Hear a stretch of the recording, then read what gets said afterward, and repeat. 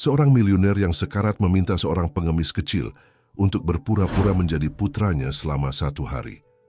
Ketika jantungnya hampir berhenti, anak kecil itu mengungkapkan sebuah rahasia yang membuat sang miliuner menangis. Jika Anda menikmati cerita ini, jangan lupa untuk berlangganan saluran kami dan ceritakan dari kota mana Anda menontonnya. Mari kita lanjutkan. Keheningan ruang rumah sakit hanya terpecahkan oleh bunyi konstan dari monitor jantung.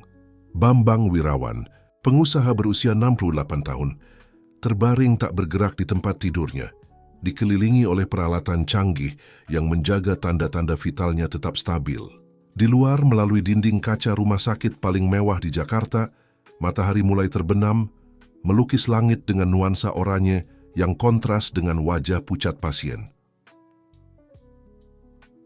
Budi Wirawan, anak tunggal, dan saat ini menjabat sebagai presiden direktur, sementara perusahaan Wirawan memperhatikan ayahnya dengan campuran kesedihan dan kerelaan.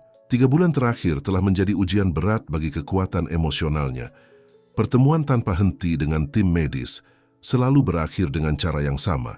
Tidak ada harapan lagi. Koma dalam yang dialami Bambang tidak menunjukkan tanda-tanda pemulihan.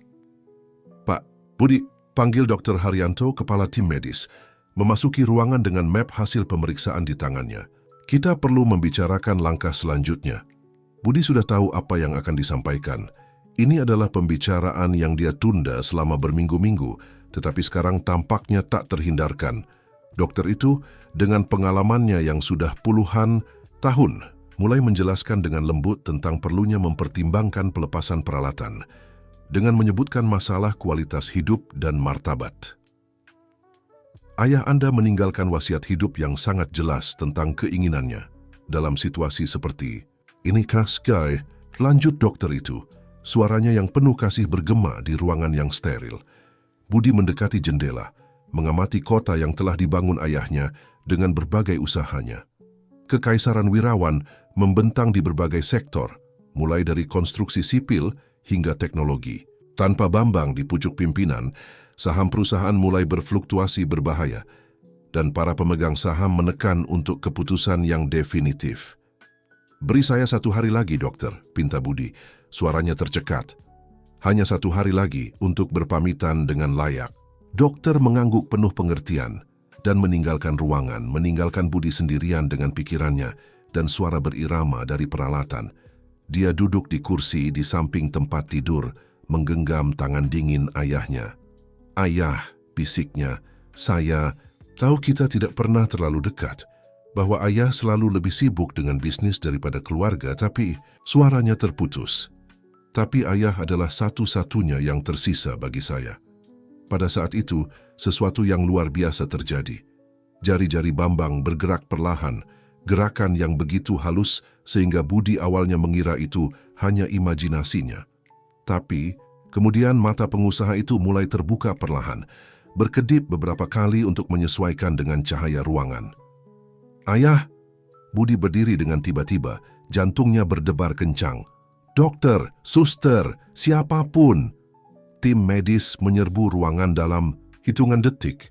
Semua sama-sama terperanjat dengan apa yang mereka lihat. Bambang Wirawan, melawan semua kemungkinan, kini sadar dan terjaga. Matanya, meski lelah, menyapu ruangan dengan kejernihan yang mengejutkan. Air adalah kata pertamanya. Serak setelah berbulan-bulan diam. Dalam beberapa menit berikutnya, sementara dokter melakukan serangkaian pemeriksaan awal, Bambang secara bertahap mendapatkan kembali suara dan gerakannya. Yang mengejutkan semua orang, dia tidak menunjukkan tanda-tanda gangguan kognitif yang jelas. Saya harus keluar dari sini, ujarnya, mencoba duduk di tempat tidur. Ayah, itu gila, protes Budi. Ayah baru saja bangun dari koma 3 bulan. Ada sesuatu yang harus saya lakukan. Bambang bersikeras, suaranya mendapatkan kekuatan. Sesuatu penting yang tidak bisa ditunda. Dr. Haryanto segera menengahi. Pak Bambang, sangat tidak dianjurkan bagi Anda untuk meninggalkan rumah sakit sekarang. Kami perlu melakukan serangkaian pemeriksaan, memantau pemulihan Anda. Dokter, Bambang memotongnya dengan nada otoriter, yang telah menjadikannya salah satu pengusaha paling dihormati di negara ini. Dalam 68 tahun hidup, saya belajar mengenali ketika sesuatu tidak bisa menunggu, dan ini tidak bisa menunggu. Budi mengamati adegan tersebut dengan campuran kegembiraan dan kekhawatiran. Ayahnya telah kembali, ya, tapi ada sesuatu yang berbeda. Ada urgensi di matanya, intensitas yang tidak pernah dia lihat sebelumnya. Jika Anda bersikeras untuk pergi, Anda perlu menandatangani formulir pelepasan tanggung jawab. Peringat dokter jelas tidak senang. Bawakan formulirnya, jawab Bambang. Sudah mencoba untuk bangun lagi. Budi, tolong minta Agus membawakan pakaian saya dan menyiapkan mobil. Ada tempat yang harus saya kunjungi segera. Budi ragu sejenak. Terbagi antara kegembiraan memiliki ayahnya kembali dan ketakutan bahwa sesuatu yang lebih buruk bisa terjadi. Tapi dia mengenal tatapan penuh tekad itu, sama seperti yang dia lihat berkali-kali ketika ayahnya akan menutup kesepakatan besar. Apapun yang ada di pikiran Bambang, tidak ada yang akan membuatnya berubah pikiran. Toko kue kenangan manis tetap persis seperti yang diingat Bambang. Etalase Art Nouveau yang sama, detail ukiran, kayu yang sama, aroma coklat yang sama yang tak tertahankan yang menyebar ke trotoar. Duduk di salah satu meja marmer, dia mengamati pergerakan di jalan melalui jendela. Sementara kenangan yang telah lama terpendam mulai muncul kembali. "Ini coklat panas Anda, Pak," kata pelayan, meletakkan secangkir minuman berasap di atas meja. "Dan permen coklat hazelnut yang Anda pesan." Bambang berterima kasih dengan anggukan kepala. Matanya terpaku pada permen artisanal yang dengan hati-hati disajikan di piring porselen kecil. Itu adalah favorit Dewi. Putrinya sering mengatakan bahwa permen coklat itu memiliki rasa kebahagiaan. "Ayah, seharusnya tidak berada di sini," gumam Budi, duduk di depannya jelas tidak nyaman. "Ayah baru saja keluar dari rumah sakit, ayah perlu istirahat." Bambang mengabaikan komentar putranya, mengambil permen coklat di antara jari-jarinya dan mengamatinya dengan cermat. "Disinilah kakakmu memberitahuku bahwa dia hamil," katanya. Suaranya syarat dengan emosi. Dia baru berusia 17 tahun. Budi bergerak gelisah di kursinya, tegang. Topik Dewi adalah tabu dalam keluarga selama bertahun-tahun. Kakak perempuannya telah melarikan diri dari rumah setelah pertengkaran hebat dengan ayahnya, dan tidak pernah ada kabar darinya lagi. Itu terjadi 15 tahun yang lalu, tapi lukanya masih terasa segar. "Ayah, kumohon," pinta Budi. "Kita tidak perlu membicarakan hal ini sekarang." "Ya, kita perlu," jawab Bambang meletakkan permen coklat kembali ke piring. "Selama bulan-bulan dalam koma itu, aku..." Kalimatnya terpotong oleh gerakan cepat. Sebuah tangan kecil muncul entah dari mana, meraih permen coklat dan menghilang dalam sekejap.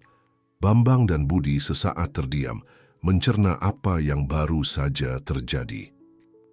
"Hei, kembali ke sini," teriak Budi, bangkit dengan tiba-tiba saat melihat seorang anak berlari menuju pintu keluar toko kue.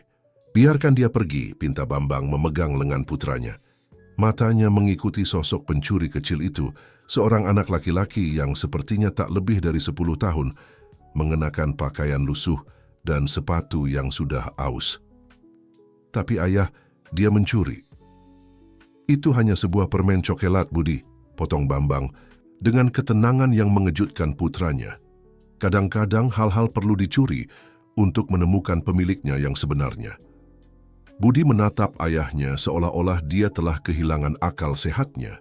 Bambang Wirawan yang dia kenal tidak akan pernah membiarkan tindakan pelanggaran hukum, sekecil apapun itu. Sesuatu jelas telah berubah dalam dirinya. "Apa yang ayah katakan tadi?" tanya Budi, mencoba melanjutkan percakapan sebelumnya. "Tentang waktu ayah dalam koma?" Bambang terus mengamati pintu tempat anak itu menghilang. "Aku bermimpi, Budi. Mimpi yang begitu nyata sehingga terasa seperti kenangan. Kakakmu ada di dalamnya dan ada seorang anak." Tiba-tiba, Bambang memegang dadanya. Wajahnya berkerut dalam ekspresi kesakitan.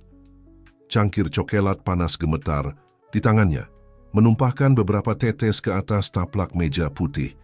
"Ayah?" Budi berdiri dengan panik. "Ada apa?" "Tidak apa-apa," jawab Bambang, tetapi wajahnya pucat dan butiran keringat mulai terbentuk di dahinya. "Aku hanya perlu..." perlu kembali ke rumah. Tapi ketika dia mencoba untuk berdiri, kakinya menjadi lemah. Budi berhasil menangkapnya sebelum jatuh, sementara pelanggan lain di toko kue berbalik terkejut untuk melihat apa yang terjadi. "Seseorang panggil ambulans," teriak Budi, memegang ayahnya yang tampaknya berjuang untuk bernapas. Di luar toko kue, bersembunyi di balik pohon, si pencuri kecil permen coklat mengamati adegan dengan mata terbelalak. Permen itu masih utuh di tangannya. Sesuatu di dalam dirinya, perasaan yang tak bisa dijelaskan, mengatakan bahwa momen ini lebih penting dari yang bisa dibayangkannya.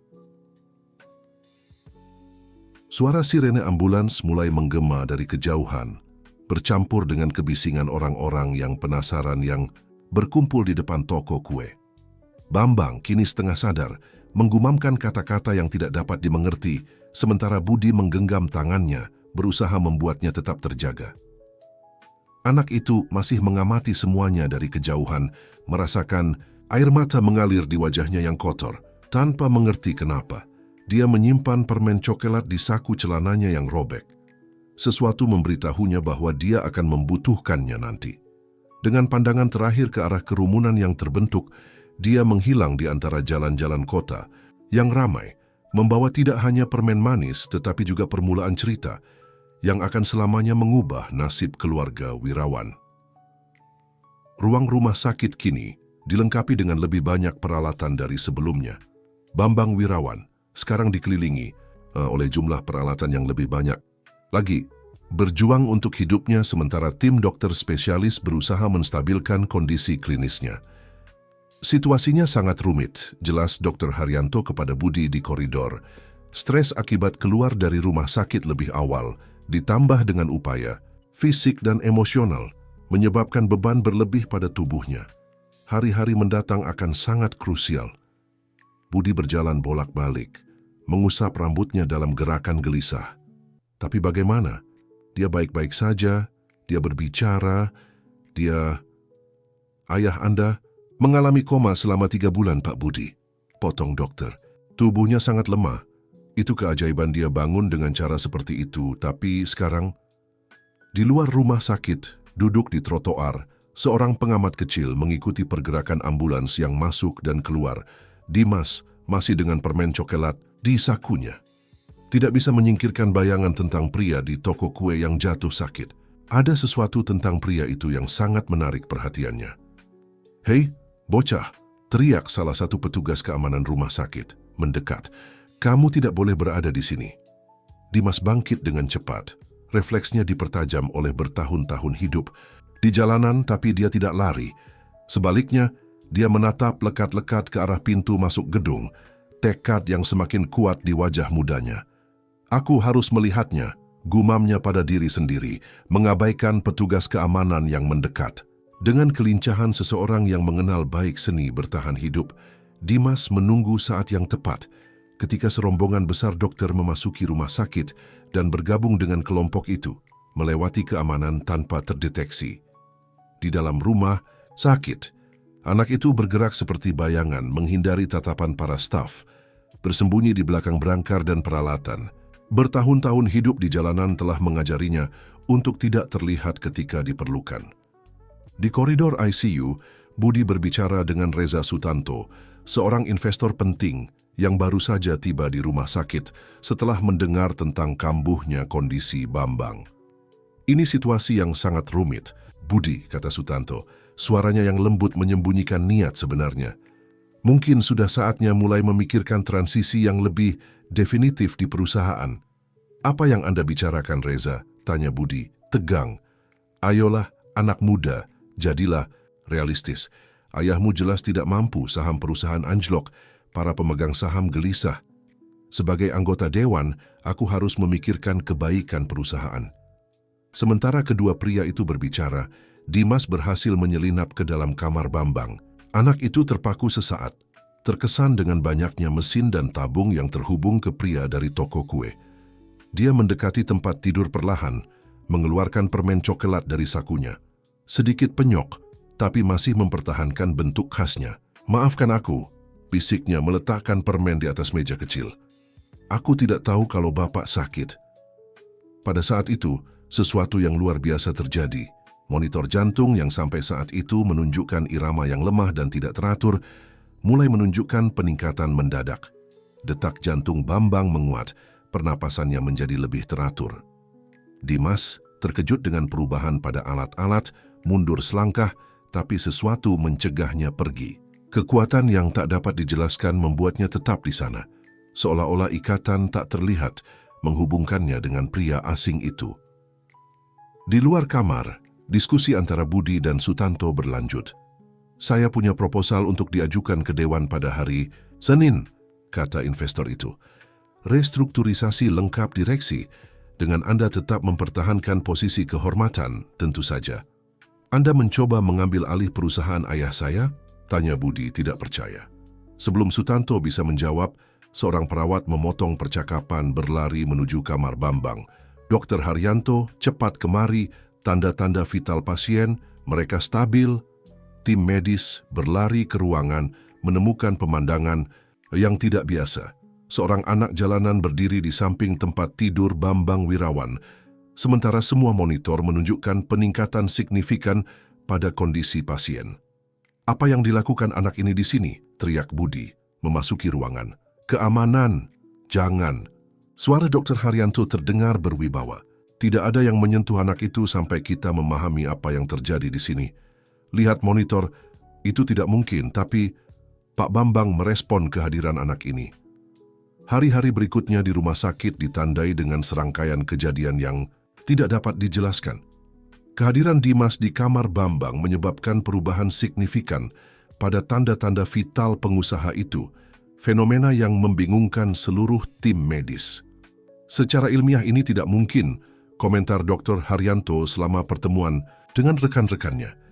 Tapi angka-angka tidak berbohong.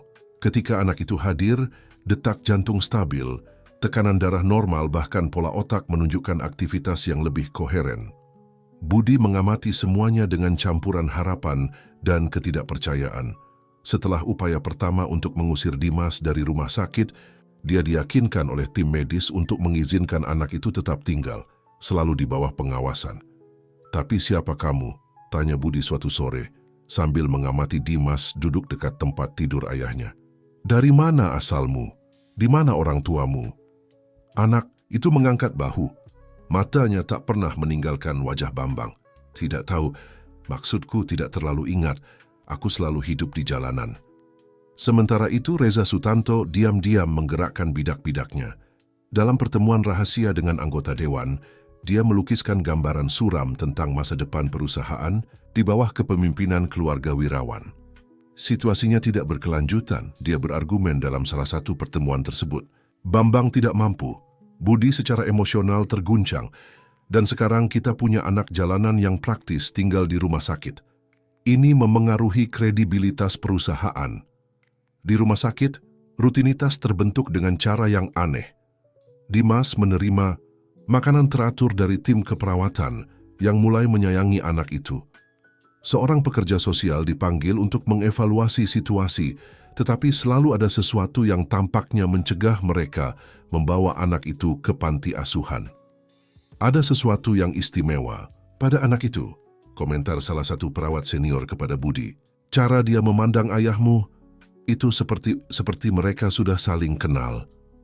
Selama sore yang sangat menegangkan, ketika Bambang menjalani serangkaian pemeriksaan kompleks, Dimas menunggu di koridor, memegang erat permen coklat yang masih belum meleleh. Secara misterius tetap awet meskipun sudah berhari-hari. "Kau tahu," katanya kepada Budi yang juga menunggu, "ketika aku mengambil permen ini, aku merasakan sesuatu yang aneh. Seperti ini bukan hanya permen, kau tahu.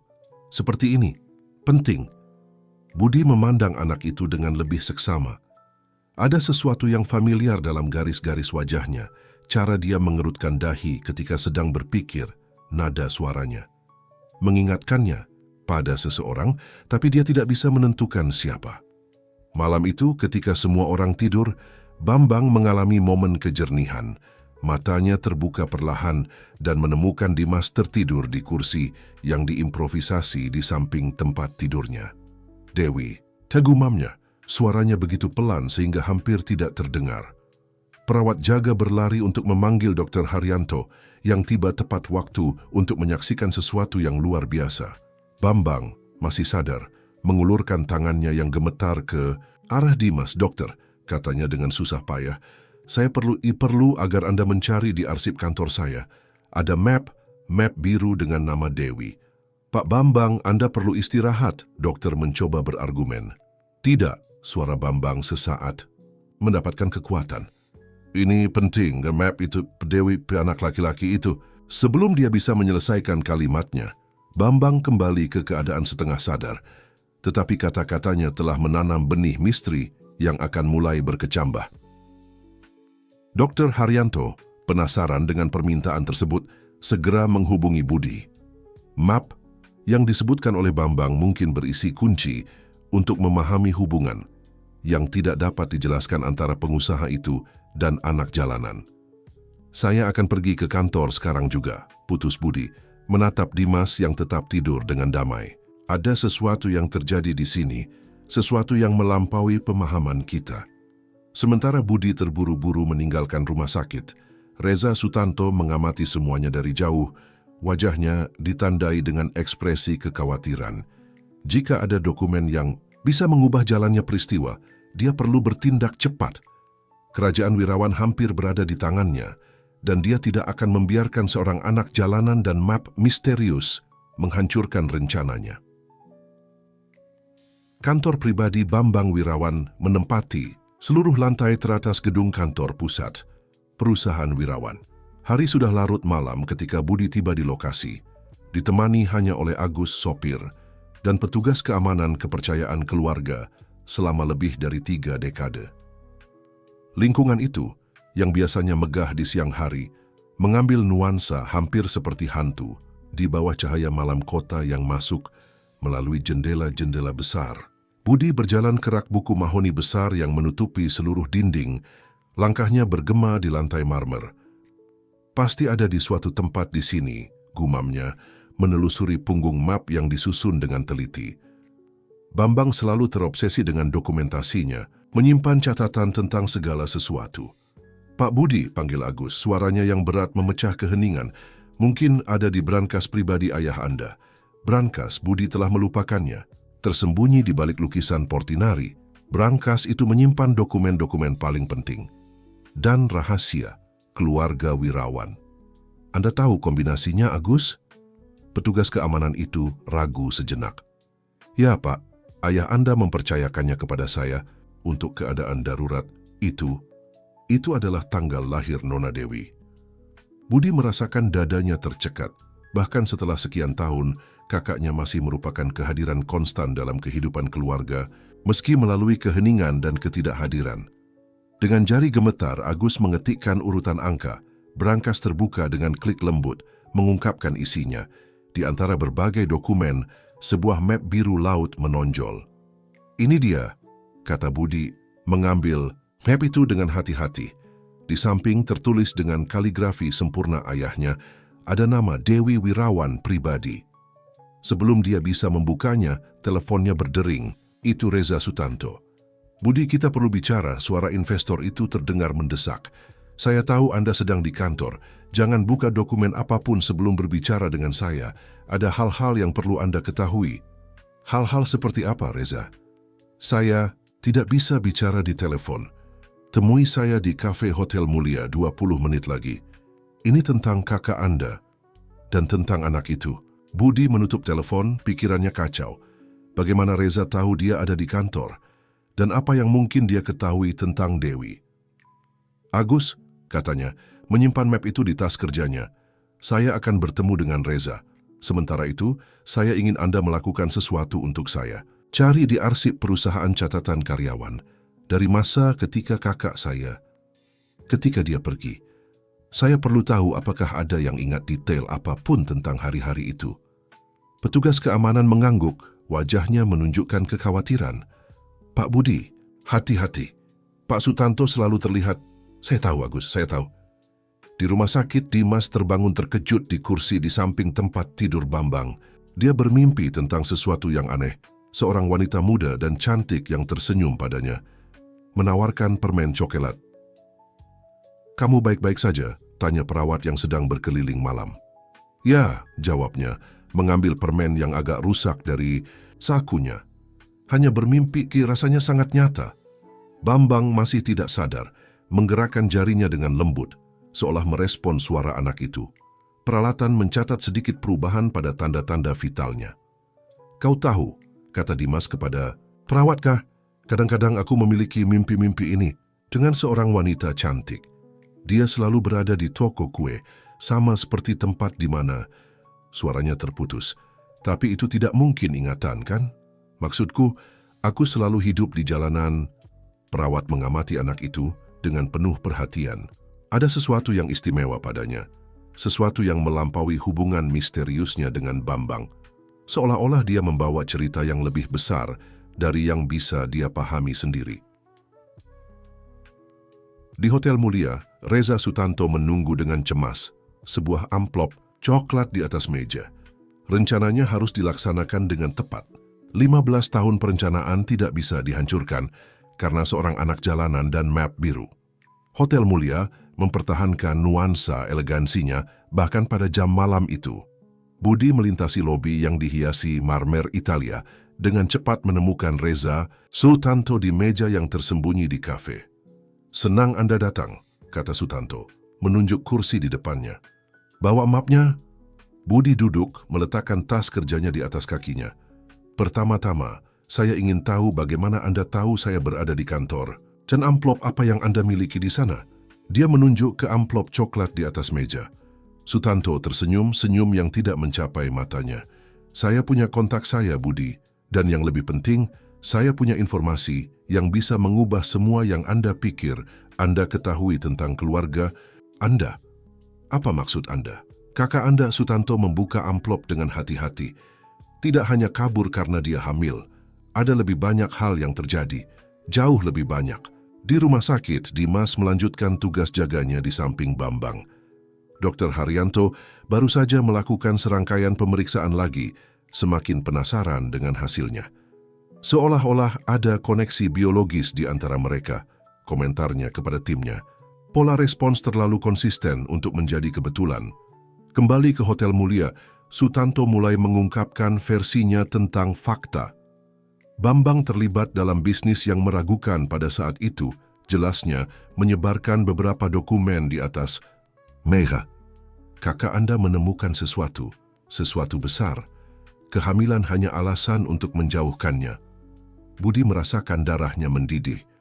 "Anda menyiratkan bahwa ayah saya..." "Saya menunjukkan bukti," potong Sutanto. "Lihat dokumen-dokumen ini. Transfer, mencurigakan, kontrak duplikat.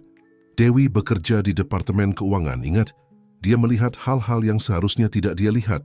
Sementara itu, di kantor perusahaan, Agus menelusuri arsip karyawan lama. Sebuah nama menarik perhatiannya. Ibu Aminah, mantan sekretaris di Departemen Keuangan. Dia pensiun beberapa tahun yang lalu. Tapi mungkin. Petugas keamanan mengambil teleponnya, menelepon nomor yang telah disimpannya selama bertahun-tahun. Setelah beberapa dering, suara mengantuk menjawab, "Bu Aminah, maaf menelepon larut malam, tapi ini tentang Nona Dewi." Di kafe hotel, Budi memeriksa dokumen yang disajikan. Oleh Sutanto, hatinya berat. "Ini tidak masuk akal," gumamnya. "Ayah saya selalu benar dalam bisnisnya. Dan mengapa Anda menyimpan ini selama ini?" Sutanto mencondongkan tubuh ke depan, merendahkan suaranya. "Karena sekarang adalah saat yang tepat. Dengan Bambang tidak mampu dan anak misterius ini muncul entah dari mana. Bukankah itu kebetulan yang terlalu banyak?" Budi membuka tas kerjanya, mengeluarkan map biru. "Dan apa yang Anda sarankan?" "Sebuah kesepakatan," jawab Sutanto dengan cepat. "Anda memberikan kendali perusahaan kepada saya menjamin informasi ini tidak pernah terungkap. Keluarga Anda mempertahankan reputasinya dan anak ini, ya, kita bisa memastikan dia memiliki masa depan yang nyaman jauh dari sini." Tepat. Pada saat itu telepon Budi bergetar. Itu adalah pesan dari Agus. "Pak Budi, saya menemukan Bu Aminah. dia perlu bicara segera tentang kakak Anda. Dia mengatakan dia memiliki sesuatu yang disimpannya selama bertahun-tahun. Sesuatu tentang Pak Sutanto. Budi menatap investor di depannya yang menunggu dengan cemas jawabannya. Bertahun-tahun kecurigaan mulai masuk akal. Saya perlu waktu untuk berpikir, katanya, dengan hati-hati menyimpan map biru. Jangan terlalu lama, peringat Sutanto. Dewan bertemu dalam 48 jam. Dan percayalah, saya punya lebih banyak dokumen selain ini. Saat meninggalkan hotel, Budi menyadari bahwa dia sedang diikuti. Dengan gerakan cepat, dia masuk ke dalam taksi, memberikan alamat rumah sakit alih-alih tujuan sebenarnya. Dia perlu menemui Bu Aminah sebelum Sutanto menemukannya. Di rumah sakit, Dimas terbangun lagi dari mimpi hidup lainnya. Kali ini, wanita cantik itu tidak sendirian. Ada seorang pria bersamanya, seseorang yang terasa anehnya familiar. Reza, gumam Bambang di tempat tidurnya, mengejutkan semua orang. Jangan percaya pada Reza. Apartemen kecil Ibu Aminah di pinggiran kota mempertahankan organisasi teliti yang selalu menjadi ciri khasnya sebagai sekretaris. Ketika Budi tiba ditemani Agus, wanita berambut putih itu telah menunggu mereka dengan kotak kardus di atas meja di ruang tamu. Saya tahu suatu hari seseorang akan datang menanyakan ini, katanya. Tangannya yang keriput sedikit gemetar saat membuka kotak. Kakak Anda adalah gadis yang sangat istimewa, Pak Budi. Sangat pengamat, mungkin terlalu pengamat. Budi duduk di sofa usang, sementara Ibu Aminah mengeluarkan beberapa kertas yang menguning dari kotak. Pada saat itu, saya sekretaris di Departemen Keuangan, lanjutnya. Uron, Dewi mulai sebagai magang, tapi dia cepat menonjol. Dia memiliki mata yang tajam untuk angka kakak Anda itu. Dan apa yang dia temukan? Tanya Budi, cemas. Bukan hanya angka aneh dalam rekening perusahaan, jawab Ibu Aminah, mengambil amplop, tersegel. Ada sesuatu tentang Pak Sutanto, sesuatu yang tidak ingin diketahui siapapun. Di rumah sakit, Dimas berbicara dengan perawat tentang mimpinya yang semakin sering. Sekarang aku bisa melihat wajahnya dengan lebih jelas, katanya. Dan ada lagu, dia selalu menyanyikan lagu ini ketika memberiku coklat. Perawat yang telah menyayangi anak itu melihat sesuatu yang aneh. Lagu apa itu, Dimas? Anak itu mulai menyenandungkan lembut sebuah melodi. Di sisi lain ruangan, Bambang masih tidak sadar, menggerakkan bibirnya seolah mengenali lagu itu. Kembali ke apartemen Ibu Aminah, pengungkapan mulai terbentuk. Reza, Sutanto bukan hanya seorang investor. Jelas wanita itu menunjukkan foto-foto lama. Dia terobsesi dengan kakak Anda, Pak Budi. Tapi Dewi, dia sudah jatuh cinta dengan pemuda lain, seorang arsitek muda yang bekerja dalam proyek-proyek perusahaan konstruksi. Budi mengambil salah satu foto di mana kakaknya tersenyum di samping pria muda. Mahendra Putra, dia membaca di belakang foto. Ya, konfirmasi Ibu Aminah. Mahendra sangat brilian, memiliki proyek-proyek luar biasa untuk perusahaan. Tapi ketika Sutanto menemukan tentang hubungan mereka, dia berhenti, tangannya gemetar lebih banyak. Yah, terjadi hal-hal aneh. Proyek hilang, tuduhan plagiarisme muncul. Dan ayah saya, apa yang dia ketahui tentang ini? Ayah Anda dibutakan oleh laporan palsu yang disajikan Sutanto. Ketika Dewi mencoba memperingatkannya, Sutanto sudah menanam bukti palsu melawan Mahendra. Dan kemudian, suara di pintu memotong percakapan. Agus dengan cepat mengambil posisi, melindungi Budi dan wanita itu. Mungkin tetangga saya, kata Ibu Aminah, tapi suaranya menunjukkan kekhawatiran. Di rumah sakit, sesuatu yang luar biasa terjadi. Bambang mulai menggumamkan kata-kata yang semakin jelas. Mahendra ce proyek, Sutanto ce bohong. Dr. Haryanto yang sedang melakukan ronda malamnya mulai mencatat semuanya. Tanda-tanda vital Bambang menunjukkan aktivitas yang intens, seolah-olah dia berjuang untuk mengkomunikasikan sesuatu yang penting.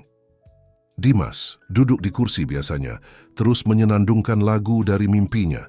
Tiba-tiba dia berhenti. Aku ingat, serunya matanya terbelalak. Aku ingat di mana aku belajar lagu ini. Itu dengan ibuku. Dia menyanyikannya ketika kami membuat coklat panas di dapur kecil kami. Sebelum kecelakaan, Dr. Haryanto dengan cepat mendekat. Kecelakaan apa, Dimas? Tidak tahu persis, hanya ingat lampu terang, suara rem, dan kemudian banyak kebingungan. Aku masih sangat kecil. Di apartemen Ibu Aminah, pintu terbuka perlahan, bukan tetangga. Selamat malam, suara Reza Sutanto memenuhi ruangan. Pertemuan yang menarik yang kita miliki di sini. Budi berdiri, secara naluriah melindungi kotak dengan dokumen. Bagaimana Anda menemukan kami? Oh, Budi, Sutanto tersenyum. Apakah Anda benar-benar berpikir saya tidak akan siap untuk ini? 15 tahun menjaga rahasia, 15 tahun menunggu saat yang tepat. Ibu Aminah mengejutkan semua orang, berdiri dengan martabat yang mengesankan. Sudah cukup, Pak Sutanto. Sudah waktunya kebenaran terungkap. Dewi mempercayai saya. Sebelum pergi dan saya berjanji bahwa suatu hari Ibu tidak akan menceritakan apapun. Potong Sutanto, suaranya kini dingin. Karena saya memiliki kartu terakhir. Sesuatu yang bahkan Nona Dewi tidak ketahui ketika dia melarikan diri. Keheningan yang mengikuti di apartemen kecil itu terasa berat seperti timah. Sutanto mempertahankan senyum dingin sambil mengeluarkan tablet dari saku dalam jasnya. Lihat ini, katanya, meletakkan perangkat di atas meja. Di layar video keamanan menunjukkan tempat parkir perusahaan 15 tahun yang lalu. Ini adalah rekaman terakhir Dewi di lingkungan Wirawan. Budi, Agus, dan Ibu Aminah mengamati adegan. Dewi berjalan tergesa-gesa menuju mobil, membawa map yang mirip dengan yang ditemukan Budi di brankas ayahnya. Sekarang perhatikan, lanjut Sutanto, memperbesar gambar. Di latar belakang, sebagian tersembunyi di antara mobil-mobil, ada seorang pria. Anda mengenalinya, Budi? Mahendra, bisik Ibu Aminah. Tepat sekali, konfirmasi Sutanto. Pacar yang seharusnya sempurna, tapi lihat apa yang dia lakukan. Dalam video, Mahendra berbicara di telepon, bergerak gugup. Rekaman itu tidak memiliki audio, tetapi bahasa tubuhnya menunjukkan kegelisahan. Tahu dengan siapa dia berbicara? Tanya Sutanto, senyumnya melebar. Dengan salah satu pesaing terbesar Wirawan, Mahendra telah menjual informasi rahasia selama berbulan-bulan. Di rumah sakit, Dimas terus mengingat fragmen masa lalunya. Ada kantor, katanya kepada Dr. Haryanto, besar dengan jendela besar. Ibuku membawaku ke sana kadang-kadang, ketika tidak ada yang bisa menjagaku. Kamu ingat nama tempatnya? Anak itu mengerutkan dahinya, berkonsentrasi. Ada sesuatu dengan Wira. Pada saat itu, Bambang mulai gelisah di tempat tidurnya. Monitor mencatat perubahan signifikan pada tanda-tanda vitalnya. Wirawan, bisiknya mengejutkan semua orang.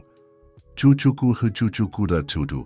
Kembali ke apartemen Ibu Aminah, pengungkapan Sutanto berlanjut. Mahendra adalah mata-mata industri, ujarnya. Dewi menemukan, tapi tidak dengan cara yang Anda bayangkan. Dia menemukan bukti di rekening bank Mahendra, transfer mencurigakan, dokumen yang memberatkan. Tidak, protes Ibu Aminah. Itu tidak mungkin benar, Dewi mempercayainya. Dan justru kepercayaan itulah yang dia gunakan, jawab Sutanto. Ketika dia menghadapinya, Mahendra menemukan seluruh cerita ini tentang saya, tentang proyek yang dicuri. Semua itu hanya tirai asap. Budi, yang sampai saat itu mengamati dalam diam, mengambil map biru dari tasnya. Lalu mengapa ayah saya menyimpan map ini di brankas? Mengapa menggunakan tanggal lahir Dewi sebagai kata sandi? Karena ayah Anda menemukan kebenaran terlambat, jawab Sutanto. Ketika dia akhirnya menyatukan potongan-potongan puzzle, Dewi sudah pergi, hamil, dan ketakutan. Bambang menyimpan semua bukti, berharap suatu hari dia akan kembali untuk mengetahui kebenaran. Di rumah sakit, Dimas terus mengingat. Ayahku, katanya, air mata mengalir di wajahnya. Dia bukan orang yang baik, kan? Ibuku selalu menangis. Setelah dia pergi, Dr. Haryanto membuat catatan yang cepat. Kebetulan terlalu mengesankan untuk diabaikan. Di apartemen, Budi akhirnya membuka map biru. Di antara dokumen, dia menemukan sesuatu yang membuat jantungnya berhenti. Surat yang ditulis oleh Dewi, bertanggal beberapa hari sebelum kepergiannya. Ayah tersayang, dia mulai membaca dengan keras. ketika Anda membaca surat ini, saya sudah kan jauh. Saya menemukan hal-hal mengerikan tentang Mahendra, hal-hal yang membuat saya takut, tidak hanya untuk diri saya sendiri, tetapi untuk bayi yang saya kandung. Sutanto mencoba memotong, tetapi Budi melanjutkan. Reza mencoba memperingatkan saya tentang Mahendra berkali-kali, tetapi saya tidak mau mendengarkan. Sekarang saya tahu dia mencoba melindungi saya. Maafkan saya karena tidak mempercayai Anda sebelumnya. Maafkan saya karena telah meragukan. Keheningan yang mengikuti terasa memekakkan telinga. Ibu Aminah menutupi wajahnya dengan tangan, menangis diam-diam. Sutanto tetap diam, wajahnya topeng yang tidak terbaca. Jadi, kata Budi, menatap Sutanto, Anda bukan penjahat dalam cerita ini. Anda mencoba melindungi kakak saya. Ya, jawab Sutanto. Suaranya kini berbeda, hampir pecah. Tapi saya gagal. Dan ketika saya mendengar tentang kecelakaan, ketika saya tahu bahwa dia tidak lagi bersama kita, saya bersumpah akan melindungi warisannya, bahkan jika itu berarti terlihat seperti antagonis dari cerita ini. Fajar mulai mewarnai langit Jakarta ketika Budi kembali ke rumah sakit, ditemani oleh Reza, Sutanto, dan Ibu Aminah. Pengungkapan kebenaran telah mengubah musuh menjadi sekutu, dan sekarang mereka memiliki tujuan baru yang sama, melindungi Dimas dan menghormati ingatan Dewi. Di kamar Bambang, mereka menemukan Dimas tertidur di kursi biasa, sementara Dr. Haryanto menganalisis hasil pemeriksaan terbaru. Terjadi sesuatu yang luar biasa selama malam. Jelas dokter dengan suara pelan. Pak Bambang mengalami momen kejernihan, mengucapkan beberapa kata tentang putrinya, tentang seorang cucu. Budi dan Sutanto bertukar pandangan bermakna. Ibu Aminah mendekati Dimas, mengamatinya dengan perhatian keibuan. Menakjubkan, bisiknya, dia memiliki garis-garis wajah yang sama dengannya. Cara yang sama mengerutkan dahi saat tidur. Dimas mulai bergerak, terbangun perlahan. Ketika membuka mata, dia berhadapan dengan wajah-wajah asing yang mengamatinya. Secara naluriah, dia memegang saku tempat dia menyimpan permen coklat. Jangan takut, kata Ibu Aminah, duduk di sampingnya. Saya mengenal ibumu, tahu? Dia adalah gadis yang cantik dengan hati yang sangat besar. Anak itu membelalakkan mata. Ibu mengenal ibuku? Ya, sayangku. Dan lagu yang kamu nyanyikan kemarin? Dia menyanyikan lagu yang sama ketika dia hamil kamu. Sutanto yang sampai saat itu tetap diam mendekati tempat tidur Bambang. Saya seharusnya melakukan lebih, gumamnya. Seharusnya saya mencegah Mahendra dari Reza, potong Budi, meletakkan tangan di bahunya. Anda melakukan apa yang Anda bisa. Tidak ada yang bisa memprediksi bahwa dia gerakan di tempat tidur rumah sakit menghentikan percakapan. Bambang membuka mata, lebih jernih daripada kapanpun sejak kambuhnya. Dewi, katanya, suaranya serak tetapi jelas. Dewi, saya tahu. Dia tahu Anda mencoba melindunginya, Reza. Sutanto merasakan kakinya melemah, perlu bersandar pada dinding. 15 tahun menanggung rasa bersalah. 15 tahun dilihat sebagai penjahat. Dan sekarang, Pak Bambang, dia mulai. Saya bersumpah saya mencoba menjangkaunya malam itu. Ketika saya tahu dia telah menemukan kebenaran tentang Mahendra, saya mencoba mencegahnya menghadapinya. Tapi, saya tahu, jawab Bambang, matanya kini terfokus pada Dimas. Cucuku. Anak itu yang mengamati adegan dengan campuran ketertarikan dan ketakutan, perlahan bangkit dari kursinya. Sesuatu dalam pria itu, dalam suara itu, membangkitkan kenangan yang terkubur dalam. Kakek, kata itu lolos dari bibirnya sebelum dia menyadarinya, seolah-olah hatinya mengenali apa yang pikirannya masih mencoba memproses. Monitor jantung mencatat percepatan detak jantung Bambang. Air mata mulai mengalir di wajahnya yang keriput. Permen itu, katanya mengulurkan tangannya yang gemetar. Masih ada padamu? Dimas mengeluarkan permen dari sakunya, masih terjaga sempurna meskipun sudah berhari-hari. Seolah-olah benda kecil, itu telah menjadi benang penghubung seluruh takdir, menyatukan kembali keluarga yang dipisahkan oleh kebohongan dan kesalahpahaman. Ibumu, lanjut Bambang, setiap kata syarat dengan emosi, selalu mengatakan permen ini memiliki rasa kebahagiaan. Itu tradisi kami sejak dia masih kecil. Dr. Haryanto mengamati monitor tidak dapat menjelaskan secara ilmiah apa yang terjadi. Tanda-tanda vital Bambang menguat setiap saat, seolah-olah kehadiran Dimas dan pengungkapan kebenaran adalah obat yang lebih kuat daripada obat apapun. Ibu Aminah mengeluarkan amplop kuning dari tasnya. "Ada sesuatu yang perlu kalian lihat," katanya menyerahkannya kepada Budi. "Dewi memberikan ini kepada saya sebelum pergi, dengan instruksi untuk menyimpannya sampai aman untuk diungkapkan." Di dalam amplop ada foto dan surat. Dalam foto, Dewi tersenyum hamil di depan toko kue kenangan manis. Dan surat itu berisi pengungkapan yang akan selamanya mengubah pemahaman tentang cerita itu. Dengan tangan gemetar, Budi mulai membaca surat dari Dewi dengan suara keras. "Ayah dan Budi terkasih, jika kalian membaca surat ini, berarti Ibu Aminah menilai inilah saat yang tepat untuk mengungkapkan kebenaran. Saya menulis kata-kata ini dengan hati yang berat, tapi dengan keyakinan bahwa saya melakukan apa yang diperlukan untuk melindungi anak saya. Mahendra bukan orang yang kita kira.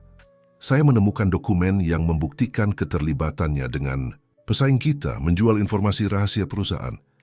Reza mencoba memperingatkan saya berkali-kali, tapi saya dibutakan oleh apa yang saya yakini adalah cinta. Ketika saya menghadapkan Mahendra dengan bukti, dia menunjukkan wajah aslinya. Dia mengancam akan menggunakan kehamilan saya melawan keluarga kita, mengatakan bahwa dia akan mengubah momen kebahagiaan menjadi skandal yang akan menghancurkan reputasi keluarga Wirawan. "Ayah, maafkan saya karena meragukan Anda." Reza menunjukkan kepada saya bagaimana Mahendra telah memanipulasi dokumen untuk terlihat seolah-olah Anda terlibat dalam bisnis ilegal. Itu semua bagian dari rencananya untuk menjauhkan saya dari keluarga. Saya pergi bukan karena takut atau malu, tapi untuk melindungi bayi saya. Reza membantu saya menyiapkan identitas baru, tempat yang aman di mana Mahendra tidak akan dapat menemukan kami. Saya berjanji bahwa suatu hari ketika aman, saya akan kembali dengan cucu Anda. Dengan cinta abadi, Dewi. Keheningan yang mengikuti pembacaan hanya dipecahkan oleh suara lembut monitor jantung. Bambang kini sepenuhnya terjaga, matanya terpaku pada Dimas. "Aku bermimpi tentangmu," kata anak itu tiba-tiba. "Maksudku, aku tidak tahu itu kamu, tapi aku bermimpi tentang ruangan ini, tentang toko kue." Ibu Aminah menghapus air mata. Mimpi kadang-kadang adalah kenangan yang hati kita simpan, bahkan ketika pikiran kita lupa. Reza Sutanto mendekati Dimas, berlutut untuk sejajar dengan anak itu. "Ibumu adalah orang paling berani yang pernah saya kenal. Dia mengorbankan segalanya untuk menjaga keamananmu. Tapi kalau begitu, apa yang terjadi?" tanya Budi, suaranya tercekat. "Bagaimana Dimas bisa berakhir di jalanan?" "Kecelakaan," jawab Sutanto, menutup matanya seolah-olah kenangan. "Itu terlalu menyakitkan. Saya menjaga kontak dengan Dewi melalui jaringan komunikasi yang aman. Ketika saya mendengar tentang kecelakaan, saya mencoba menemukan Dimas, tapi dia telah menghilang dalam kekacauan. Saya menghabiskan bertahun-tahun mencari." Bambang berusaha untuk duduk di tempat tidur, mengejutkan semua orang dengan kekuatannya. "Yang pulih, permen itu," katanya. "Bukan kebetulan, kan? Kamu merasakannya, bukan, Dimas? Sesuatu yang familiar ketika kamu masuk ke toko kue." Anak itu mengangguk, mengeluarkan lagi permen dari sakunya. "Rasanya seperti aku sudah mengenal tempat itu. Dan ketika aku melihat kakek di sana, sesuatu di dalam diriku. Hati mengenali apa yang pikiran lupakan," lanjut Ibu Aminah. Begitulah Dewi selalu tahu dia bisa mempercayai Reza, bahkan ketika semua bukti tampaknya menentangnya. Dr. Haryanto yang telah tetap diam, mengamati adegan dengan minat profesional dan pribadi, mendekat dengan papan catatan. "Tuan-tuan," katanya, "pemeriksaan Pak Bambang menunjukkan peningkatan luar biasa sejak Dimas datang. Ilmu pengetahuan mungkin tidak dapat menjelaskan, tapi ada koneksi di sini yang melampaui pemahaman rasional kita." Budi menatap Reza, bertahun-tahun ketidakpercayaan larut dalam pengertian. "Anda menepati janji Anda, melindungi warisan Dewi, meskipun itu berarti dilihat sebagai penjahat. Saya mencintainya, akui Reza, suaranya hampir berbisik. Bukan seperti Mahendra berpura-pura mencintai, tapi seperti seseorang yang menghormati dan mengagumi esensi seseorang. Semua yang saya lakukan adalah mencoba menghormati ingatannya, melindungi apa yang paling dia cintai. Bambang mengulurkan tangan mengambil permen yang masih dipegang Dimas. Dengan hati-hati, dia membagi permen itu menjadi 2, menawarkan sebagian kepada cucunya. "Ibumu benar," katanya, senyum menerangi wajahnya yang lelah. Permen ini benar-benar memiliki rasa kebahagiaan dan sekarang akhirnya kita bisa membaginya dalam keluarga.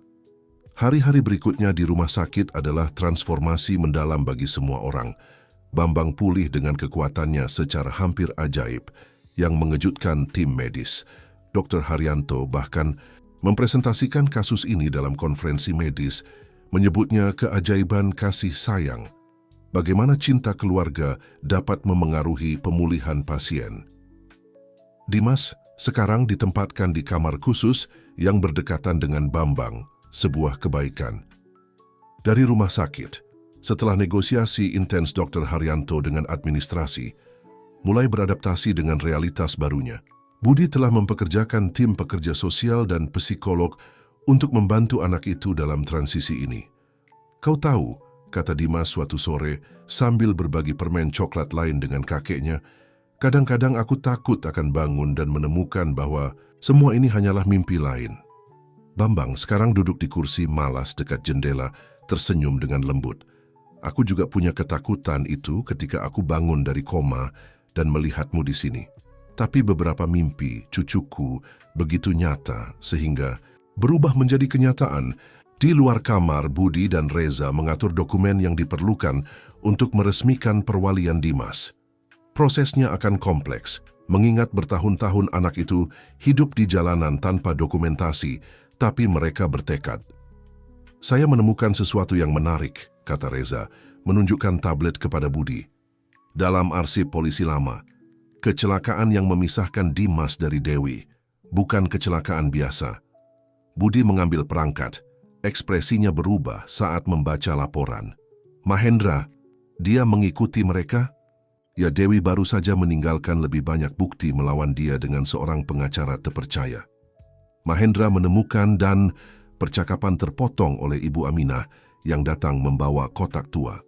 "Lihat apa yang saya temukan di loteng saya," katanya meletakkan kotak di atas meja.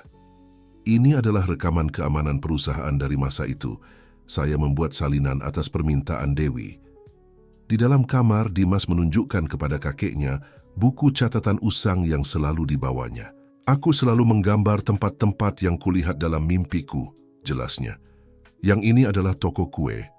Dan ini, kurasa ini adalah kantor ibu." Bambang mengambil buku dengan hati-hati. Matanya berkaca-kaca mengenali tempat-tempat yang digambarkan dengan akurasi mengejutkan oleh goresan kanak-kanak. "Kamu memiliki bakat yang sama dengannya untuk menggambar," komentarnya. "Ibumu sering mendekorasi kantorku dengan sketsa-sketsanya." Di koridor, Budi, Reza, dan Ibu Aminah menonton rekaman lama di laptop. Gambar-gambar kasar menunjukkan Dewi bekerja larut malam, menyalin dokumen, menyimpan bukti. "Dia sedang membangun kasus yang kuat melawan Mahendra," jelas Reza. "Bukan hanya tentang mata-mata industri, tapi tentang skema yang jauh lebih besar. Dia terlibat dengan..." "Dengan apa?" tanya Budi tegang. "Dengan penipuan dalam tender," lanjut Ibu Aminah. "Dia menggunakan informasi istimewa dari Wirawan untuk menguntungkan perusahaan lain. Itulah sebabnya Dewi perlu melarikan diri dengan sangat mendesak. Dia menemukan bahwa skema tersebut jauh lebih besar dari yang kita bayangkan."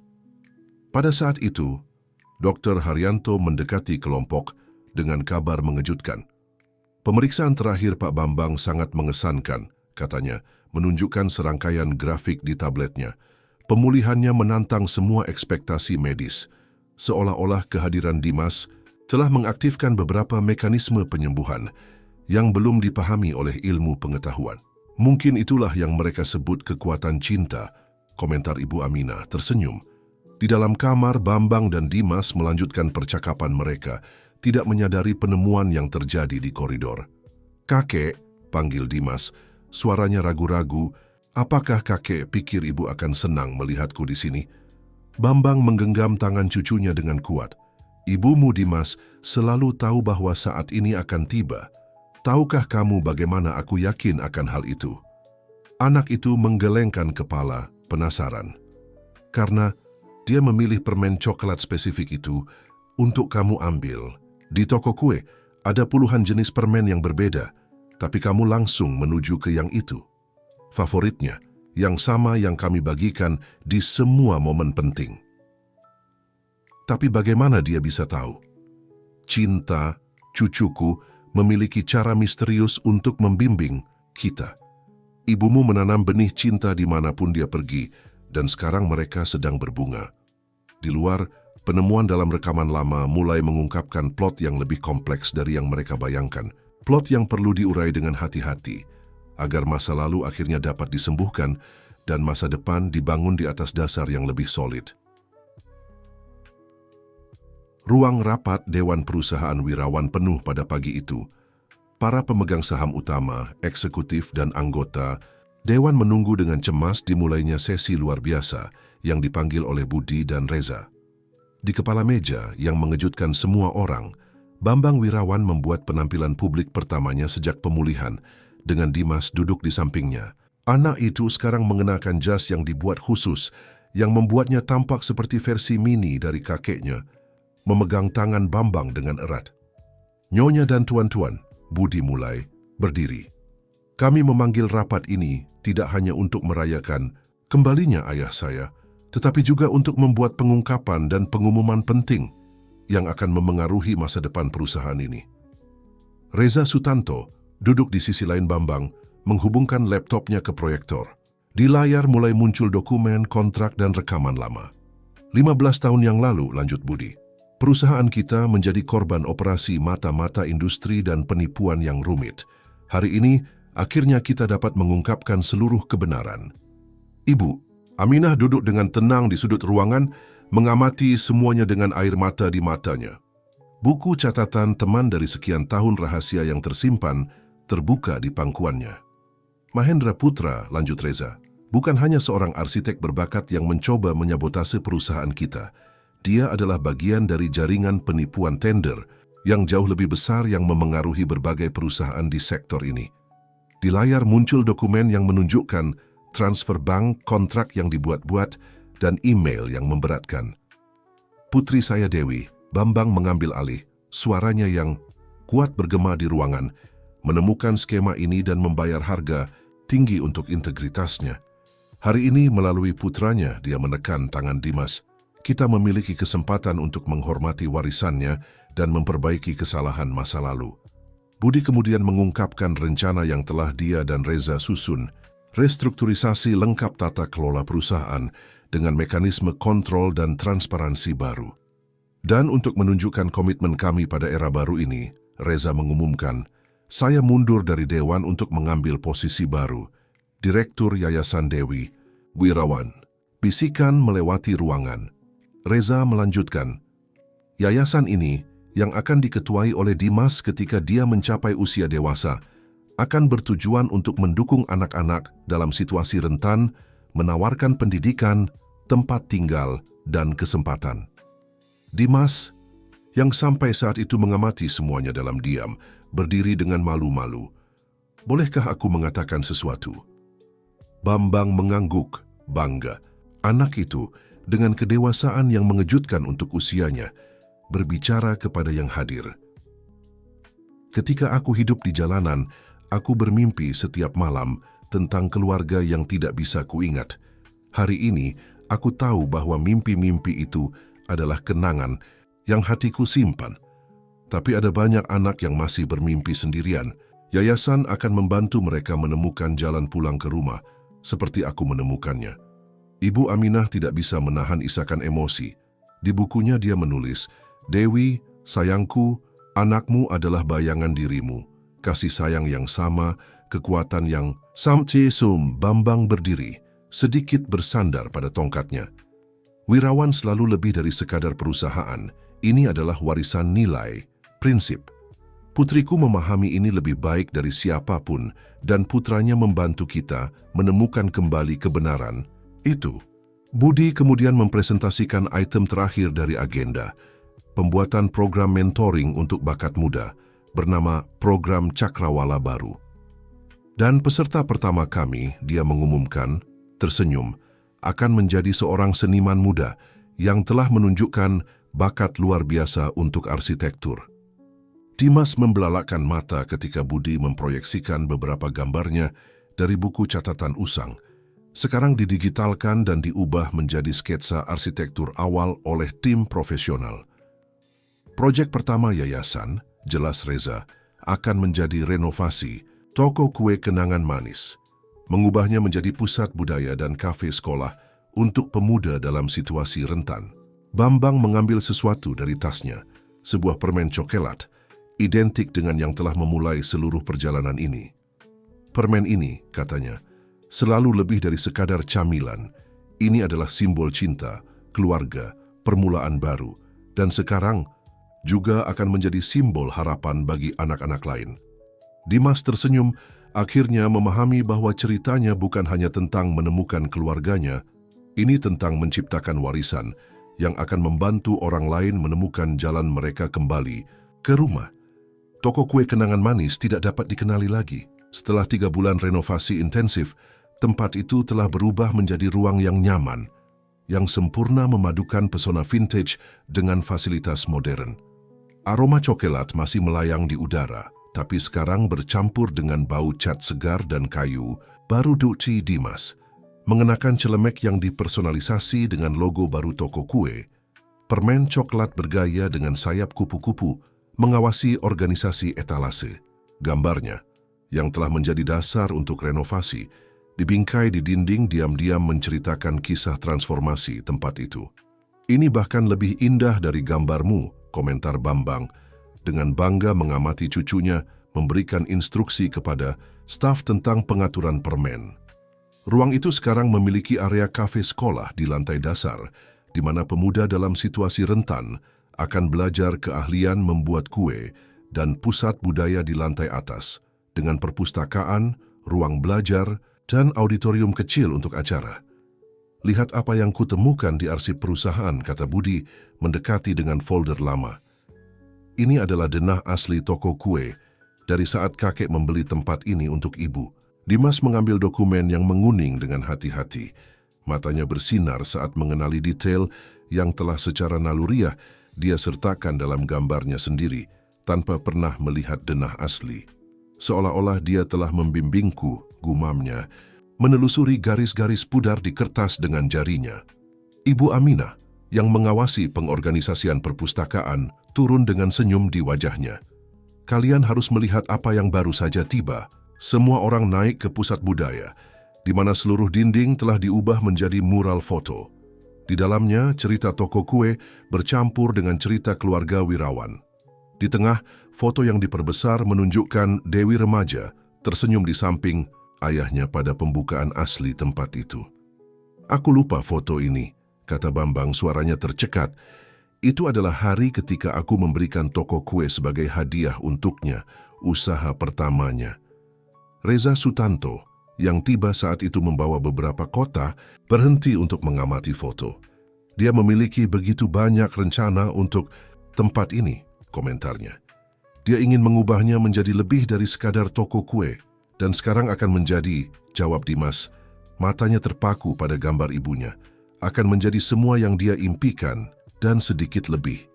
Di area kafe sekolah, angkatan pertama pelajar muda sudah bersiap untuk mulai. 15 remaja, semua dengan cerita serupa dengan Dimas, menunggu dengan antusias awal pelajaran. Masing-masing dari mereka akan belajar lebih dari sekadar profesi, jelas Budi kepada para wartawan yang meliput peresmian. Mereka akan belajar bahwa selalu ada jalan pulang ke rumah, bahkan jika rumah itu perlu dibangun dari awal.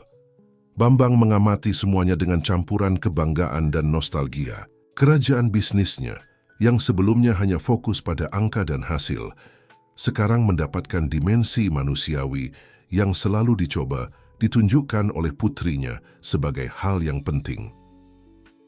Kau tahu Dimas, katanya kepada cucunya, ibumu selalu mengatakan bahwa bisnis tanpa hati seperti permen tanpa isi. Mungkin cantik di luar, tapi kurang yang utama. Anak itu tersenyum, mengeluarkan dari sakunya permen identik dengan yang telah dia curi berbulan-bulan yang lalu. Telah menjadi ritual pribadinya untuk selalu membawa satu. Itulah sebabnya setiap siswa sekolah akan belajar membuat permen khusus ini, jelasnya. Bukan hanya resepnya, tapi ceritanya. Bagaimana sebuah permen bisa mengubah takdir? Ibu Aminah yang mengatur detail terakhir untuk upacara peresmian menarik perhatian semua orang. Kalian harus melihat ini. Di layar besar auditorium, mulai ditampilkan video lama dipulihkan dari arsip perusahaan. Di dalamnya, Dewi mempresentasikan proyek aslinya untuk toko kue, termasuk banyak ide yang sekarang, 15 tahun kemudian, menjadi kenyataan melalui putranya. Ketika orang masuk ke sini, katanya dalam video, aku ingin mereka merasakan lebih dari sekadar aroma coklat. Aku ingin mereka merasakan rasa harapan, permulaan baru. Dimas menyaksikan ibunya untuk pertama kalinya bergerak, merasakan air mata diam mengalir di wajahnya. Bambang memeluk cucunya, sementara Budi dan Reza mengamati adegan terharu. Dia ada di sini, kata Dimas menghapus matanya. Dalam setiap detail, dalam setiap permen, dalam setiap mimpi yang akan menjadi kenyataan di tempat ini. Peresmian kenangan manis yang baru dijadwalkan dimulai dalam beberapa jam, tapi Bambang Wirawan bangun sebelum fajar. Duduk di perpustakaan, pribadinya dia membaca kembali surat terakhir Dewi sambil menunggu cucunya. Dimas tiba tepat waktu pukul 6 pagi, seperti yang mereka lakukan setiap hari sejak dia pindah ke rumah besar. Ini adalah momen khusus mereka dengan kakeknya, ketika mereka berbagi cerita, mimpi, dan tentu saja coklat panas yang disiapkan persis seperti yang Dewi lakukan. Aku membawa kejutan, kata anak itu, meletakkan buku catatan baru di atas meja. Aku telah mengerjakan ini selama beberapa minggu terakhir. Bambang membuka buku itu, dan matanya berkaca-kaca. Di halaman-halaman itu, Dimas telah menciptakan kembali, melalui gambar-gambar detail, momen-momen dari kehidupan Dewi yang hanya dia kenal melalui cerita-cerita yang dia dengar. Ini, jelasnya, menunjuk ke sketsa yang sangat menyentuh. Adalah hari ketika dia memberitahu kakek bahwa dia hamil. Aku menggambar toko kue persis seperti aslinya, dengan tirai lama dan jam rusak itu, yang selalu menunjukkan pukul 13.15. Bagaimana kamu tahu tentang jam itu? Tanya Bambang, terkejut. Aku tidak tahu bagaimana menjelaskannya. Ini seolah-olah ingatannya juga milikku entah bagaimana. Di dapur rumah besar, Budi mengawasi persiapan terakhir untuk sarapan khusus yang akan disajikan pada peresmian. Chef pembuat kue yang dipekerjakan khusus untuk proyek ini telah menciptakan kembali semua resep lama toko kue dari buku catatan Dewi yang ditemukan oleh Ibu Aminah. Setiap permen menceritakan sebuah cerita, jelas chef kepada para murid mudanya. Dan hari ini kalian akan menjadi bagian dari cerita itu. Reza Sutanto datang lebih awal membawa kotak misterius. Aku menemukan ini di apartemen lama Dewi, katanya kepada Budi. Kurasa hari ini adalah hari yang sempurna untuk mengungkapkan isinya. Di dalam kotak ada diari video direkam oleh Dewi selama kehamilannya. Itu adalah hadiahnya untuk anak yang akan lahir, cerita, saran, dan mimpi yang dia miliki untuk masa depannya. Haruskah kita tunjukkan pada Dimas? Tanya Budi. Ragu-ragu. Ya, jawab Reza. Dia siap sekarang. Di perpustakaan, Bambang menunjukkan kepada cucunya album foto lama. Ibumu memiliki bakat yang sama sepertimu, untuk melihat keindahan di mana orang lain hanya melihat yang biasa saja, katanya, menunjuk ke serangkaian foto yang diambil Dewi dari konstruksi gedung pertama Wirawan. Kek, panggil Dimas, suaranya. Serius, aku telah berpikir ketika aku dewasa, selain menjaga yayasan, aku ingin belajar arsitektur. Aku ingin membangun tempat-tempat yang membuat orang merasa seperti di rumah, seperti yang dilakukan toko kue. Bambang tersenyum, mengenali di mata cucunya tekad yang sama yang dia lihat di mata Dewi. Ibumu akan bangga. Dia selalu mengatakan bahwa membangun bukan hanya tentang mendirikan dinding, tetapi tentang menciptakan ruang di mana mimpi dapat berkembang. Seiring berjalannya pagi, rumah besar itu mulai dipenuhi tamu. Pejabat, pengusaha, jurnalis, dan yang terpenting, keluarga dari pemuda pertama yang akan mendapat manfaat dari Yayasan Dewi Wirawan. Ibu Aminah berkeliling di antara para tamu, membagikan permen coklat kecil yang dibungkus dengan kertas emas. Setiap permen datang dengan kartu yang menceritakan kisah toko kue dan yayasan. Ini bukan hanya coklat, jelasnya kepada siapapun yang bertanya. Ini adalah janji bahwa mimpi bisa menjadi kenyataan, bahkan ketika jalannya tampak mustahil. Sebelum upacara resmi dimulai, Bambang mengumpulkan keluarganya, Budi, Dimas, Reza, dan Ibu Aminah di ruang tamu lama rumah besar. Di atas meja kopi, dia meletakkan kotak beludru biru. Dewi meninggalkan ini padaku di hari dia pergi, katanya membuka kotak. Di dalamnya ada kalung dengan liontin kecil berbentuk permen coklat. Dia berkata suatu hari, aku akan tahu saat yang tepat untuk meneruskannya. Dengan tangan gemetar, Bambang memasang kalung di leher Dimas. Sekarang kamu membawa tidak hanya nama kami, tetapi juga warisan kami. Warisan cinta, harapan, dan transformasi. Anak itu menyentuh liontin, merasa seolah-olah pada saat itu sebuah lingkaran tertutup. Dia bukan lagi hanya anak yang mencuri permen, dia adalah pewaris cerita cinta yang melampaui waktu. Upacara peresmian kenangan manis yang baru akan segera dimulai. Auditorium Pusat Budaya yang terletak di lantai atas toko kue yang direnovasi penuh sesak. Di antara para tamu, menonjol wajah-wajah yang menceritakan bab-bab berbeda dari sejarah keluarga Wirawan, eksekutif perusahaan, karyawan lama, jurnalis, dan terutama keluarga dari para pemuda yang akan mendapat manfaat dari yayasan. Dimas mengenakan jas biru laut identik dengan kakeknya dan dengan gugup menyentuh liontin berbentuk permen coklat di lehernya, menunggu di belakang panggung. Ini akan menjadi penampilan publik pertamanya sebagai anggota resmi keluarga Wirawan. Gugup? Tanya Budi, merapikan dasi keponakannya. Sedikit, akui anak itu. Bagaimana jika aku tidak bisa menyampaikan semua yang kupersiapkan? Maka bicaralah dengan hatimu, jawab Bambang mendekat dengan tongkatnya. Itu yang selalu dilakukan ibumu. Pada saat itu, Reza Sutanto masuk tergesa-gesa ke belakang panggung, membawa laptop. Kalian harus melihat ini sebelum memulai upacara, katanya suaranya syarat dengan emosi. Di layar, rekaman yang baru ditemukan menunjukkan Dewi pada hari dia tahu dia hamil. Video itu ditemukan di pita keamanan lama toko kue, telah dipulihkan oleh tim teknis perusahaan. Ayah, katanya dalam video, duduk di salah satu meja toko kue lama. Aku tahu ayah kecewa, berpikir aku membuang masa depanku. Tapi bayi ini, dia akan menjadi istimewa, akan menyatukan keluarga kita dengan cara yang belum bisa kita bayangkan. Dimas menonton terpesona, melihat ibunya untuk pertama kalinya hamil dirinya. Dalam video, dia membelai perutnya yang masih tidak terlihat sambil menikmati permen coklat hazelnut yang terkenal. Dan tempat ini, lanjut Dewi, melihat sekeliling toko kue, suatu hari akan menjadi lebih dari sekadar toko kue. Akan menjadi tempat transformasi, kesempatan kedua.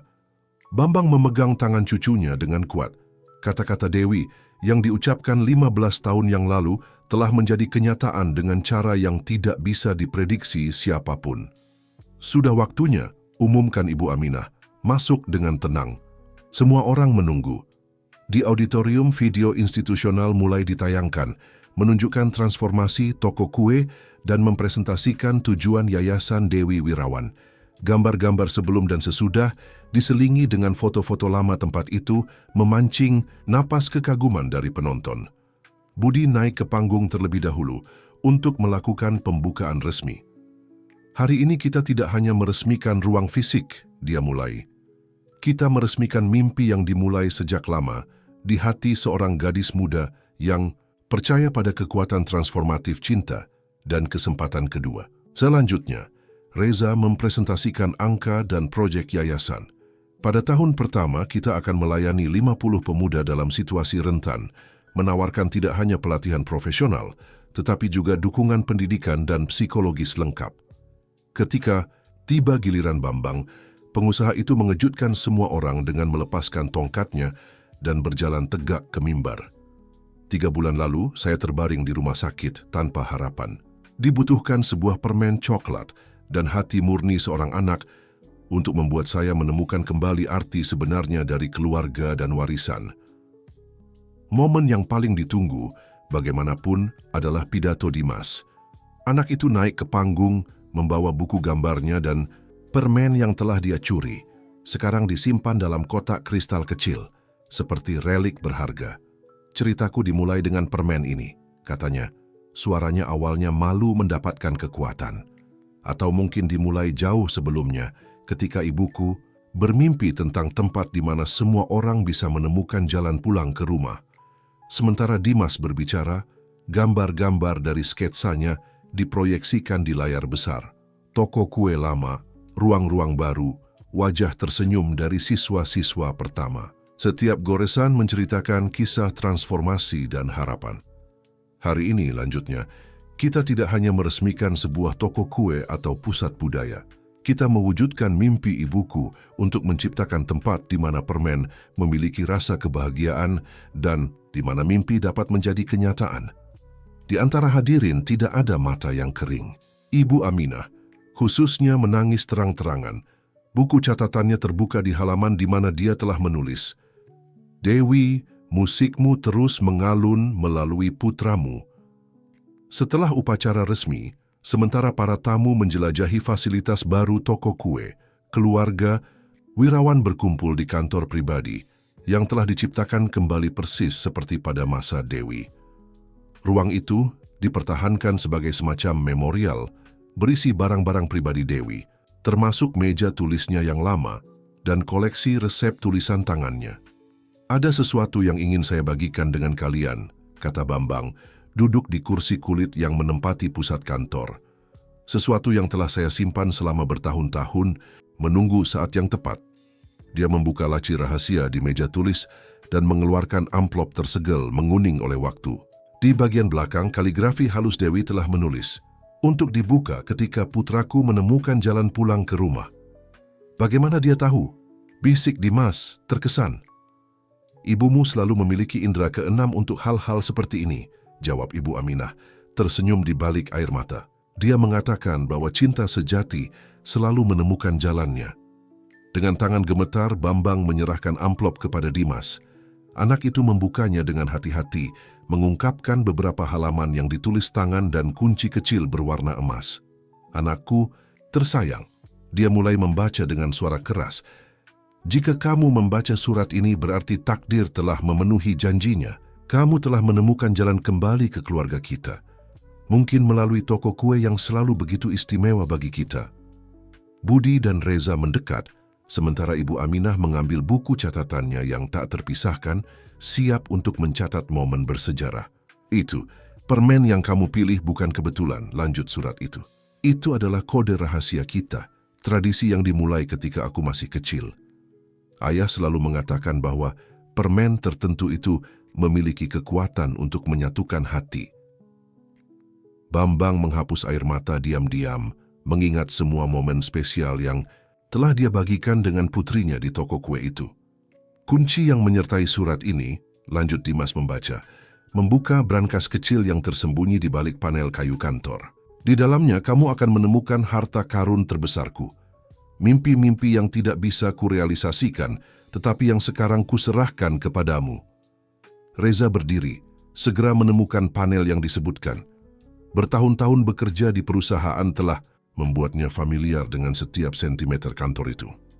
Ketika brankas dibuka, terungkap sebuah buku harian, beberapa foto dan folder berisi rancangan arsitektur terperinci. Mimpi-mimpi yang dimiliki Dewi untuk toko kue digambar jauh sebelum kepergiannya. "Ini luar biasa," gumam Budi, membandingkan gambar-gambar Dewi dengan yang dibuat Dimas untuk renovasi. "Hampir identik. Cinta memiliki cara misterius untuk menyampaikan pesan melintasi waktu," komentar Ibu Aminah, membalik-balik halaman buku harian dengan penuh penghormatan. Dimas melanjutkan membaca surat itu. "Anakku, jangan bawa kesedihan karena perpisahan. Kita Setiap momen jauh darimu dijalani dengan keyakinan bahwa suatu hari kita akan bertemu kembali dengan satu atau lain cara. Cinta sejati tidak mengenal batasan waktu atau ruang. Bambang berdiri, berjalan ke jendela yang menghadap ke toko kue. Di bawah sana, siswa-siswa pertama yayasan sudah mulai pelajaran praktis mereka, mengisi udara dengan aroma coklat yang baru disiapkan. Ada satu hal lagi, kata Dimas, sampai pada akhir surat. Ibu meninggalkan resep khusus ditulis dalam kode. Dia mengatakan hanya seseorang dengan darah keluarga Wirawan yang bisa memecahkannya. Resep rahasia, seru Ibu Aminah. Dewi selalu mengatakan ada bahan khusus dalam permen hazelnut, sesuatu yang membuatnya unik. Dan kamu bisa mengerti kodenya, tanya Budi, penasaran. Dimas mempelajari kertas sejenak, matanya bersinar dengan pemahaman. Ya, seolah kata-katanya masuk akal secara alami. Bahan rahasianya adalah, pada saat itu, angin lembut masuk melalui jendela, membawa aroma manis dari toko kue. Seolah-olah takdir sendiri memeteraikan momen pengungkapan itu, menyatukan masa lalu dan masa kini dalam satu kisah cinta, pengampunan, dan penebusan. Setahun telah berlalu sejak peresmian kenangan manis yang baru. Toko kue sekolah telah menjadi titik referensi di kota, tidak hanya karena permen yang luar biasa, tetapi terutama karena kisah-kisah transformasi yang lahir di sana. Pagi hari Minggu, dan Dimas mengawasi persiapan untuk acara khusus wisuda angkatan pertama Yayasan Dewi Wirawan. 15 pemuda yang seperti dia pernah hidup di jalanan akan segera menerima sertifikat sebagai pembuat kue profesional. Semuanya sempurna, katanya, menyesuaikan susunan permen coklat yang menghiasi pusat setiap meja. Setiap permen telah disiapkan mengikuti resep rahasia yang ditinggalkan ibunya, yang hanya bisa dipecahkan oleh seseorang dengan darah keluarga Wirawan. Bambang, yang sekarang jarang menggunakan tongkatnya, mengamati cucunya dengan bangga. Dalam 1 tahun saja Dimas telah berubah dari seorang anak pemalu menjadi pemimpin muda, dihormati oleh semua orang di yayasan. Ibumu akan bangga, katanya, meletakkan tangan di bahu cucunya. Kamu tidak hanya melanjutkan warisannya, tetapi telah memperluas dengan cara yang bahkan dia tidak bisa bayangkan. Di lantai atas, Budi dan Reza menyelesaikan detail pameran yang akan diresmikan hari itu.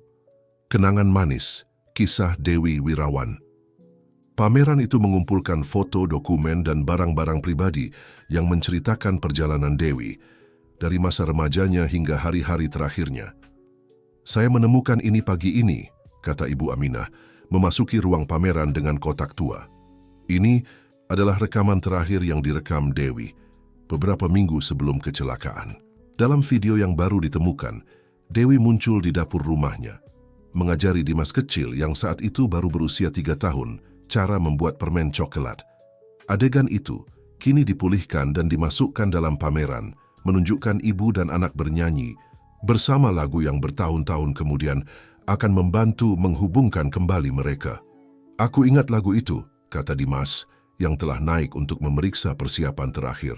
Itu seperti kata sandi rahasia antara kita, bukan? Ya, jawab Ibu Aminah, tersenyum di balik air mata. Ibumu selalu mengatakan bahwa selama lagu itu ada di hatimu, kalian tidak akan pernah benar-benar terpisah. Di lantai bawah, para tamu mulai berdatangan untuk upacara. Di antara mereka, beberapa keluarga yang telah dipersatukan kembali berkat kerja yayasan. Program pencarian dan penyatuan kembali keluarga, terinspirasi oleh kisah Dimas, telah membantu puluhan pemuda menemukan kembali asal-usul mereka.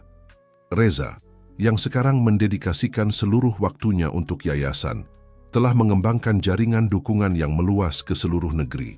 Setiap kisah reunifikasi keluarga adalah cara untuk menghormati ingatan Dewi. Biasanya dia berkata, upacara akan segera dimulai ketika Dimas meminta waktu berdua dengan kakeknya di kantor lama ibunya. Kini dipertahankan sebagai ruang sakral kenangan kakek, katanya mengeluarkan sesuatu dari sakunya. Ingat permen yang kucuri saat pertemuan pertama kita? Bambang tersenyum, mengangguk.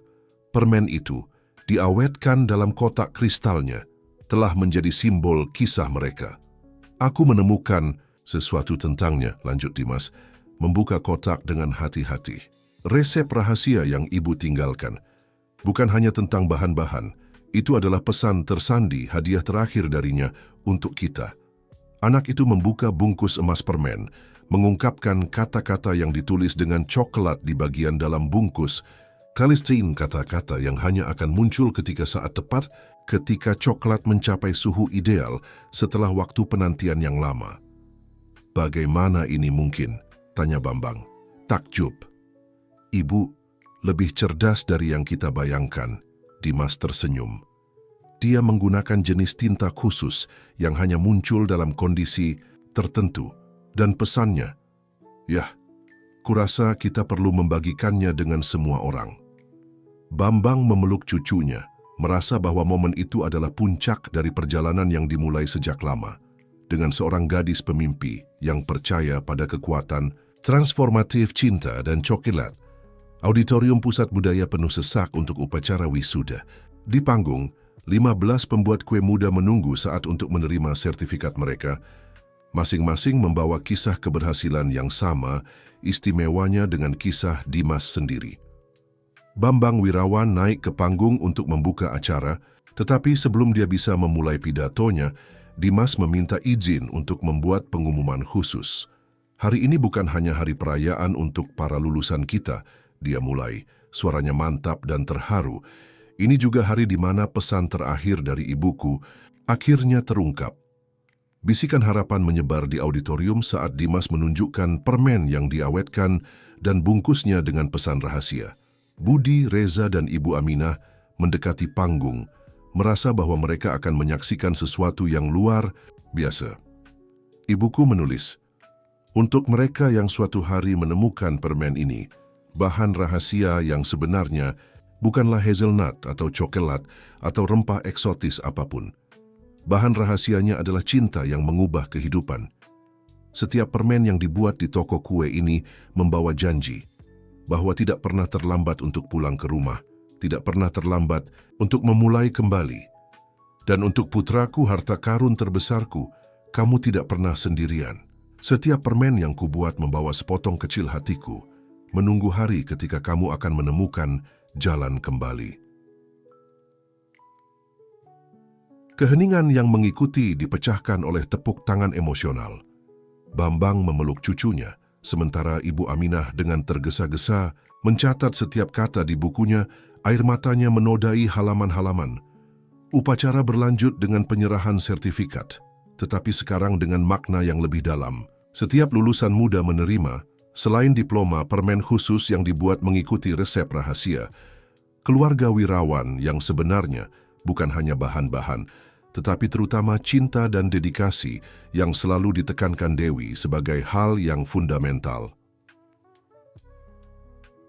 Reza. Sutanto mengumumkan bahwa yayasan akan memperluas kegiatannya ke kota-kota lain, membawa harapan dan kesempatan bagi lebih banyak pemuda.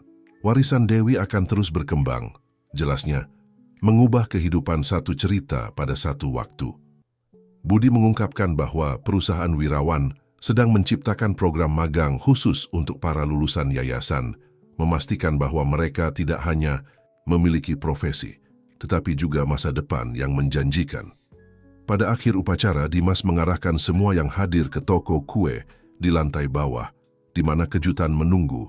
Setiap meja telah dihias dengan foto-foto momen paling penting dari tahun transformasi itu, dan di tengah, permen khusus untuk setiap tamu.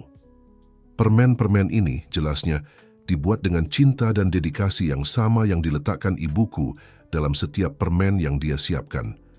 Karena sekarang aku mengerti, kita tidak hanya membuat coklat, kita menciptakan momen, membangun kenangan, mengubah kehidupan. Bambang mengamati cucunya dengan bangga, menyadari bahwa kerajaan yang dia bangun selama beberapa dekade telah menemukan tujuan sejatinya melalui Dimas dan warisan Dewi. Wirawan bukan lagi hanya perusahaan sukses, itu adalah instrumen transformasi sosial. Ibu Aminah, dalam catatannya yang terakhir dari hari bersejarah itu menulis, lingkaran tertutup. Cinta yang ditanam Dewi telah berbunga dengan cara yang bahkan dia tidak bisa bayangkan. Putranya tidak hanya menemukan jalan pulang ke rumah, Dia memperluas rumah itu untuk menyambut orang lain yang, seperti dia, hanya membutuhkan kesempatan untuk bersinar. Dan demikianlah, kisah yang dimulai dengan sebuah permen yang dicuri berubah menjadi warisan cinta, harapan, dan pembaruan. Toko kue kenangan manis akan terus menjadi mercusuar harapan bagi semua orang yang, seperti Dimas, perlu menemukan jalan mereka kembali ke rumah.